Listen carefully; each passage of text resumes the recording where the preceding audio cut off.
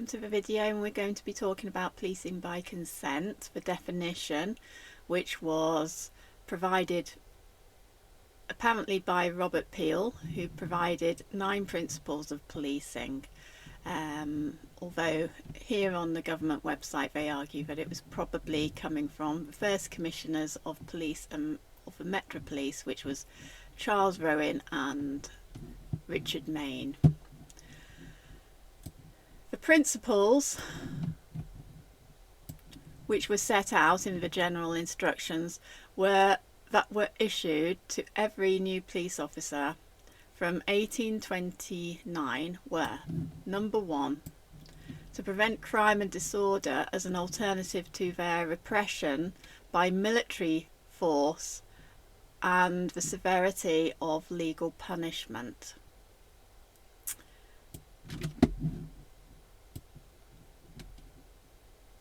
So it makes you wonder, as an alternative to repression by military force and severity of legal punishment, what was going on before they provided this consent to policing. Number 2, to recognise, and I'll look into that, to recognise always that the power of the police to fulfil their sanctions and duties is dependent on public approval of their existence, actions and behaviours, and on their ability to secure and maintain public respect.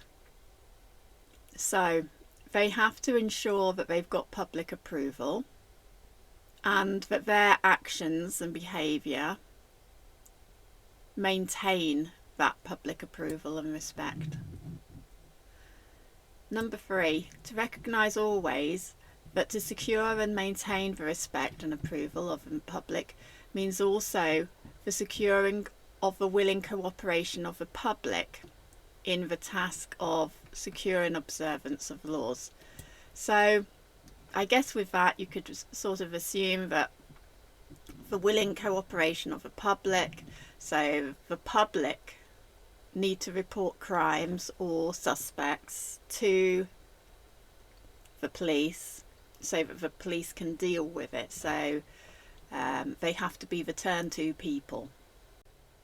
And with them being the turn-to people, the police being the turn-to people, then that removes the ability really of the idea of citizens' arrest.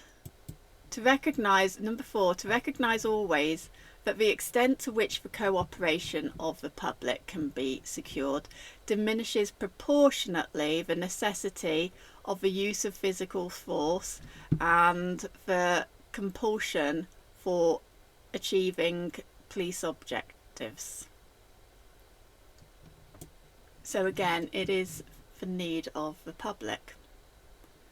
Number 5, to seek and preserve public favour, not by pandering to public opinion, but by constantly demonstrating absolutely impartial service to law in complete independence of policy and without regard to the justice or injustice of the substance of individual laws, by ready offering of individual service and friendship to all members of the public without regard to their wealth or social standing, by ready exercise of courtesy and friendly good humour, and by ready offering of individual sacrifice in protecting and preserving life. Whew, that is one long sentence. Bloody hell, they wrote long sentences back then, didn't they? Okay, that's a lot to unpack. So, they should not be pandering to public opinion. Now, that's a hard one to consider because a lot of people in the alternative media believe that that is exactly what the police are doing, and there's a 2-tier police system. And I can certainly see that side of the argument. However, on the other side of the argument, because we are so split now and so divided in society right now, the other side of this argument is that, you know, there's institutional racism, which I'd agree with, but I'd also say that racism is towards white people as well. And they are arguing that there's too much deliberate policing of minority groups. And that will likely be because a lot of the in this day and age, a lot of the crimes which are committed against white people are often done by minority groups, and that is now being omitted from our mainstream media information. Even just by being here illegally, they are committing a crime against the native people. So, you know, they're supposed to be policing this, and they've already failed at number 5, I think. But also, you know, it says that they need to present themselves as friendly and good-humoured. So is that why the cars are dressed up in rainbows and the police are getting down on their hands and knees as they do the BLM bow on the ground? But again, in a divisive society, which we are in right now, a divided one anyway, then that just doesn't work. And they're going to have to find new ways of being friendly, courteous to all the different groups of a multicultural, very liberal minded society, without showing any kind of, you know, without repulsing the other side, really. And I'm not even sure that they can do that, which is going to be very difficult for them. I don't envy their position. And I think also we need to be reminded of this, because if we forget what their role is, then we're not holding them to account. We're not letting them know where they're failing, and it is up to us to do that reminding, I believe. To use physical force only when the exercise of persuasion, advice and warning is found to be insufficient to obtain public cooperation to an extent necessary to secure observance of law or to restore order, and to use only the minimum degree of physical force which is necessary on any particular occasion for achieving a police objective. Whew, another long sentence. Bloody hell. Right, let's unpack that one again. To use physical force only when the exercise of persuasion, advice and warning is found to be insufficient. Okay, I think that's being used at the moment. I'm not really sure about the extent to which physical force is used with, you know, protests or anything like that. But when they turn into riots, then I do believe that police should be allowed to use physical force to prevent that, because obviously that's a crime. But then again, it depends on whether the police get wrapped up in this moment of emotions and whether they're led to use physical force on the basis that they are sort of predicting that other groups of people who are known to have been protesting could turn into rioters. Are they sort of preempting potential criminal behaviour and acting on that, or are they doing it as the force is happening? And I think they may get carried away with their emotions but then again, so do protesters, which is why I don't attend any protests. I mean, it's an emotional situation to be in, and it can become heightened at any given moment. To maintain at all times a relationship with the public that gives reality to the historic tradition that the police are the public and that the public are the police. The police being only members of the public who are paid to give full-time attention to duties which are incumbent on every citizen in the interests of community welfare and existence. Bloody hell, these sentences. Okay. So to maintain at all times a relationship with the public that gives reality to the tradition that the police are the public and the public are the police. Now obviously there was a time when people would make citizens' arrests, and I suppose I should look into that. What was going on with citizens' arrests at the time?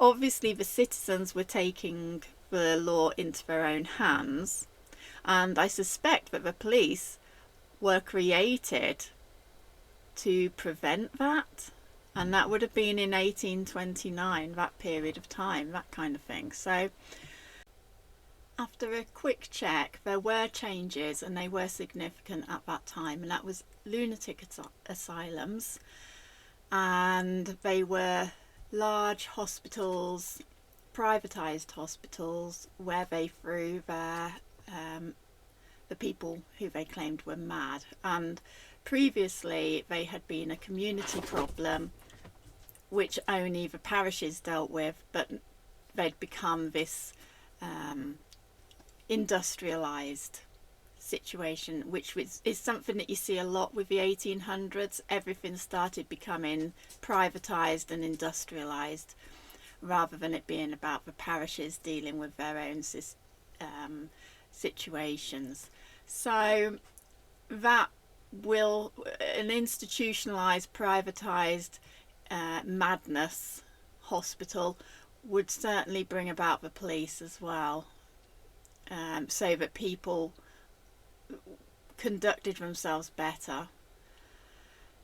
That's one possibility. I'm sure there's multiple, but there's one particular path that we can look down in more detail later on. There were massive changes which happened in the 1800s, and they were huge. And then there was a massive population increase during that period of time as well. It was like a massive population boom. I'll look into that at a deeper level, because I've been looking more into 1066 period and kind of ignoring that period of time. I know that around about the 1800s we had a string of monarchs who were very much associated with the Holy Roman Empire.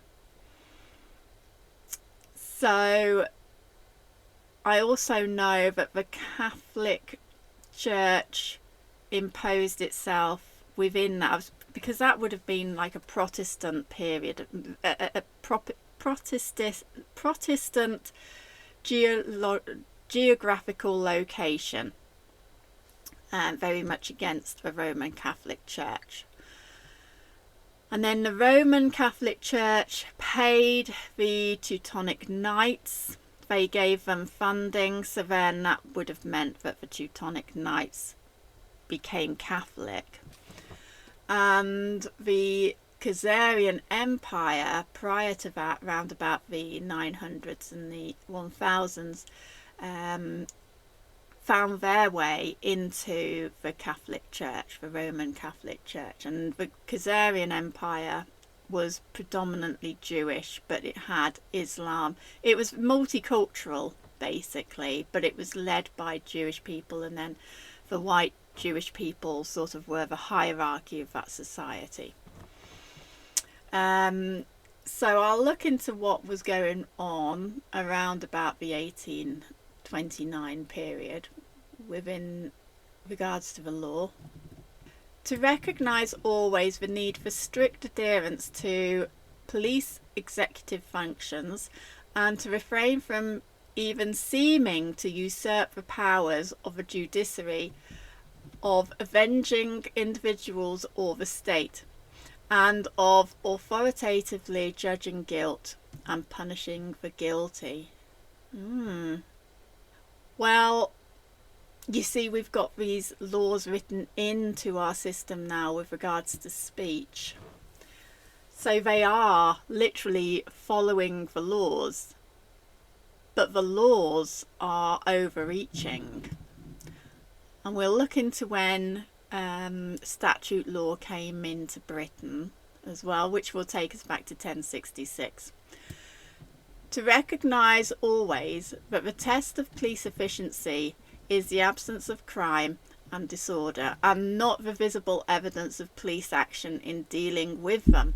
Well, we have a crime increase, and then what people are arguing on one side is that the police are not using enough force when they should do. Particularly, I guess they mean around speech, because they also at the same time do not want force used against illegal immigrants, so and that kind of thing. So I do feel for the police, because they're in a real difficult situation, and I do consider that the issue here lies with statute laws, and we'll look at that in a minute. Essentially, as explained by the notable police historian Charles Reef in his new study of police history in 1956, it was a philosophy of policing unique in history and throughout the world, because it derived not from fear, but almost exclusively from public cooperation with the police, induced by them, designedly by behaviour with which secures and maintains for them the approval, respect and affection of the public. It should be noted that it refers to the power of police coming from the common consent of the public, as opposed to the power of the state. It does not mean the consent of an individual. No individual can choose to withdraw his or her consent from the police or from the law. And that's an interesting statement. So I would agree with that. You can't remove your consent from the law. But then which law are we talking about? Common law or statute law? I mean, I use statute law as well as common law, so I think they're both useful. And we'll just look again at Somerset versus Stewart. This was about a slave who was on English soil, so he could not be forcibly removed to the country and sent to Jamaica to be sold.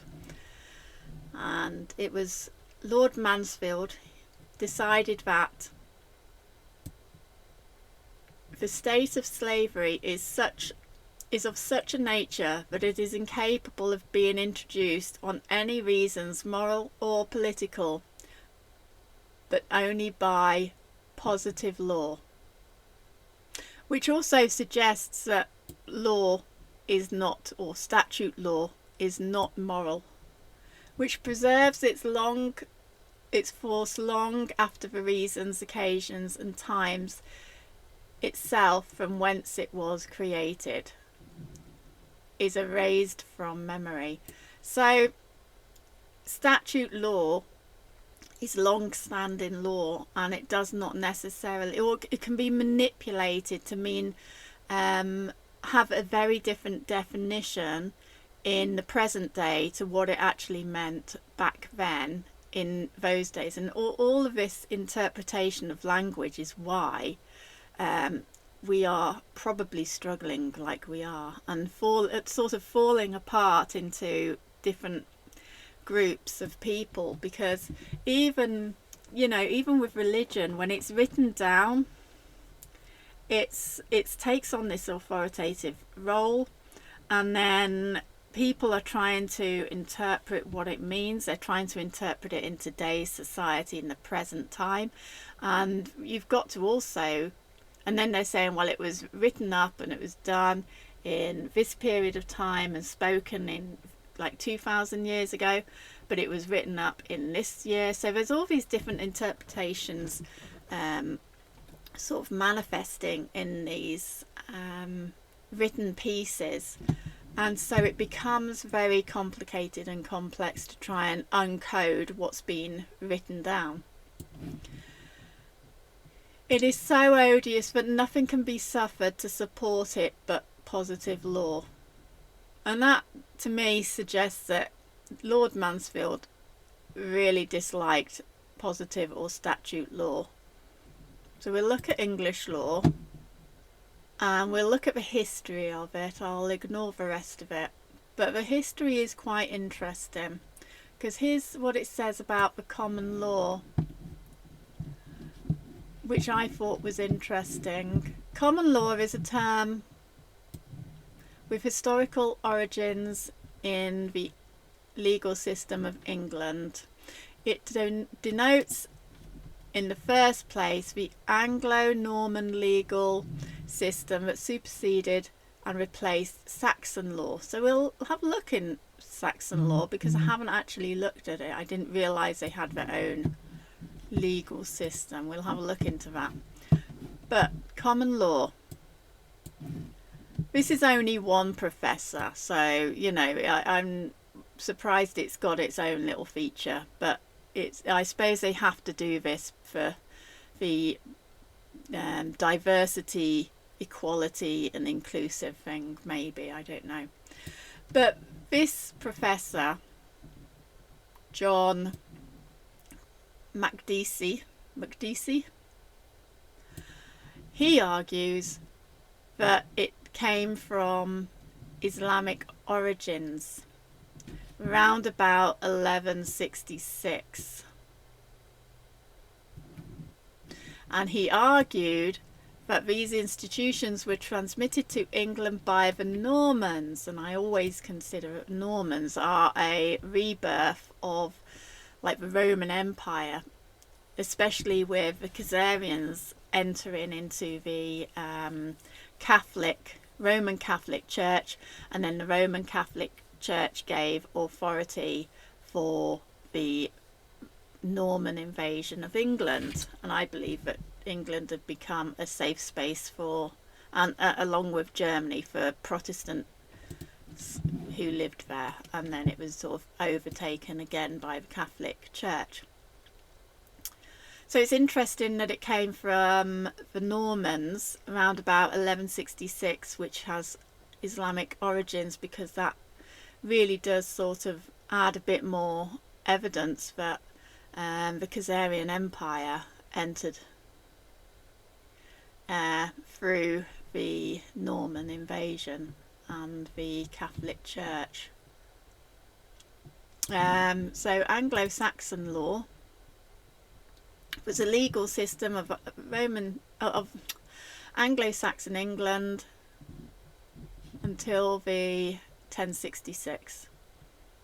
It was a form of Germanic law based on unwritten custom known as folk right, and on written laws enacted by kings and with the advice of their witan or council. By the later Anglo-Saxon period, a system of courts had developed to administer the law, while enforcement was the responsibility of the alderman and royal officials such as sheriffs, in addition to self-policing by local communities. Originally, each Anglo-Saxon kingdom had their own laws as a result of Viking invasions and settlements. The Dane law followed Scandinavian laws. So we'll have a look into those, because that will be interesting. Because I don't believe that we had no laws. I think that in order to live in even small settlements, then you have to have, you know, laws or rules or simply agreements, things like that. Yeah, so we're going to look into HLA Hart and his philosophy around law, because I think that a lot of law is psychological as well. So we're going to look into that kind of stuff in the next video, but that was just the definition of policing by consent. I'll leave a link in the description box for all these things which I looked at, and we'll see. You can let me know what you think about it. So please, thanks for watching. Please like, subscribe and share. Thank you. Bye.